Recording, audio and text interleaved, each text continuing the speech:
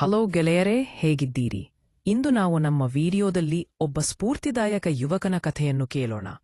ಅದಕ್ಕೂ ಮುಂಚೆ ನಮ್ಮ ಚಾನೆಲ್ಗೆ ಹೊಸದಾಗಿ ಭೇಟಿ ನೀಡಿದ್ದೀರಿ, ಸಬ್ಸ್ಕ್ರೈಬ್ ಮಾಡಿ, ಸಪೋರ್ಟ್ ಮಾಡಿ, ಬನ್ನ ಹೋಗೋಣ. ಒಂದು ಬಲಿಷ್ಠ ಮರಳುವಿಕೆಯ ಕತೆ. ಜೀವನವೆಂಬುದು ಸದಾ ಒಂದೇ ರೀತಿಯ ಸರಳ ಮಾರ್ಗವಲ್ಲ. ಕೆಲವೊಮ್ಮೆ ಯಶಸ್ಸಿನ ಶಿಖರ ತಲುಪಿದ ವ್ಯಕ್ತಿಯು ಅಚಾನಕ ಪತನದ ಕತ್ತಲೆಗೆ ಜಾರಿಬಿಡುತ್ತಾನೆ. ಆದರೆ ಆ ಪತನವೇ ಅಂತ್ಯವಲ್ಲ, ಅದು ಹೊಸ ಆರಂಭಕ್ಕೆ ದಾರಿ ತೋರಿಸುವ ಪಾಠವಾಗಬಹುದು.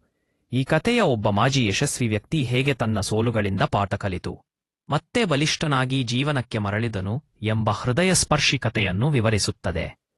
ರಾಘವ ಎಂಬ ಯುವಕ ಒಮ್ಮೆ ತಮ್ಮ ಊರಿನ ಹೆಮ್ಮೆಯಾಗಿದ್ದ. ವಿದ್ಯಾಭ್ಯಾಸದಲ್ಲಿ ಮೇಧಾವಿ, ಕೆಲಸದಲ್ಲಿ ಶ್ರಮಜೀವಿ, ಸಮಾಜದಲ್ಲಿ ಗೌರವಾನ್ವಿತ ವ್ಯಕ್ತಿ. ಅವನು ದೊಡ್ಡ ಕಂಪನಿಯಲ್ಲಿ ಉತ್ತಮ ಹುದ್ದೆ ಪಡೆದಿದ್ದನು.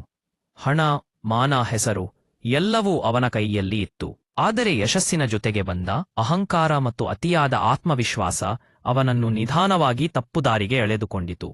ಕೆಲಸವನ್ನು ಲಘುವಾಗಿ ತೆಗೆದುಕೊಳ್ಳುವುದು, ಸಂಬಂಧಗಳನ್ನು ಕಡೆಗಣಿಸುವುದು, ಶಿಸ್ತು ಕಳೆದುಕೊಳ್ಳುವುದು ಅವನ ಜೀವನದಲ್ಲಿ ಸಾಮಾನ್ಯವಾಗಿ ಬಿಟ್ಟಿತು.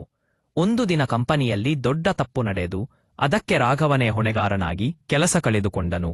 ಅದೇ ಸಮಯದಲ್ಲಿ ಆರ್ಥಿಕ ಸಮಸ್ಯೆಗಳು, ಸ್ನೇಹಿತರ ದೂರವಾಗುವಿಕೆ, ಕುಟುಂಬದ ನಂಬಿಕೆಯ ಕುಸಿತ ಎಲ್ಲವೂ ಒಂದೇ ಸಲಿಗೆ ಅವನ ಮೇಲೆ ಬೀಳಿತು.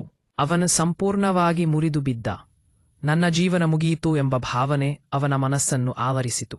ಹಲವು ದಿನಗಳು ಅವನು ಆತ್ಮವಿಶ್ವಾಸವಿಲ್ಲದೆ, ಉತ್ಸಾಹವಿಲ್ಲದೆ ಕಾಲ ಕಳೆಯುತ್ತಿದ್ದ. ಆದರೆ ಜೀವನದ ಒಂದು ಮಹತ್ವದ ಸತ್ಯ ಅವನಿಗೆ ಅರಿವಾಯಿತು. ಪತ್ನದಲ್ಲಿ ಉಳಿಯುವುದು ಸೋಲು, ಪತ್ನದಿಂದ ಎದ್ದು ನಿಲ್ಲುವುದು ಜಯ. ಒಂದು ಸಂಜೆ ತನ್ನ ತಂದೆಯ ಮಾತು ಅವನ ಹೃದಯವನ್ನು ತಟ್ಟಿತು. ಸೋಲು ನಿನ್ನನ್ನು ನಿರ್ಧರಿಸುವುದಿಲ್ಲ, ಸೋಲಿನ ನಂತರ ನೀನು ಏನು ಮಾಡುತ್ತೀಯೋ ಅದೇ ನಿನ್ನನ್ನು ನಿರ್ಧರಿಸುತ್ತದೆ. ಈ ಮಾತುಗಳು ರಾಘವನ ಒಳಗಿನ ಮಲಗಿದ್ದ ಶಕ್ತಿಯನ್ನು ಎಚ್ಚರಿಸಿತು. ಅವನು ತನ್ನ ತಪ್ಪುಗಳನ್ನು ಒಪ್ಪಿಕೊಂಡನು. ಮೊದಲಿಗೆ ಶಿಸ್ತು ಮತ್ತು ಸ್ವಯಂ ನಿಯಂತ್ರಣವನ್ನು ಜೀವನಕ್ಕೆ ಮರಳಿ ತಂದನು. ಪ್ರತಿದಿನ ಓದು, ಹೊಸ ಕೌಶಲ್ಯಗಳ ಅಭ್ಯಾಸ, ದೈಹಿಕ ವ್ಯಾಯಾಮ ಇವೆಲ್ಲವನ್ನು ಅವನು ಕ್ರಮಬದ್ಧವಾಗಿ ಆರಂಭಿಸಿದನು. ಸಣ್ಣ ಕೆಲಸಗಳಿಂದಲೇ ಪ್ರಾರಂಭಿಸಿ ನಿಧಾನವಾಗಿ ಆತ್ಮವಿಶ್ವಾಸವನ್ನು ಪುನಃ ಕಟ್ಟಿಕೊಂಡನು. ಸಮಾಜದ ಟೀಕೆಗಳು, ಹಳೆಯ ನೆನಪುಗಳ ನೋವು ಅವನನ್ನು ಪರೀಕ್ಷಿಸಿದರೂ ಅವನು ಹಿಂತಿರುಗಲಿಲ್ಲ.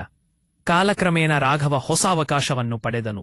ಈ ಬಾರಿ ಅವನು ಹಿಂದಿನ ತಪ್ಪುಗಳನ್ನು ಮರುಕಳಿಸಲಿಲ್ಲ. ವಿನಯ, ಶ್ರಮ, ನಿರಂತರ ಕಲಿಕೆ ಇವೇ ಅವನ ಶಕ್ತಿಯಾಗಿದ್ದವು.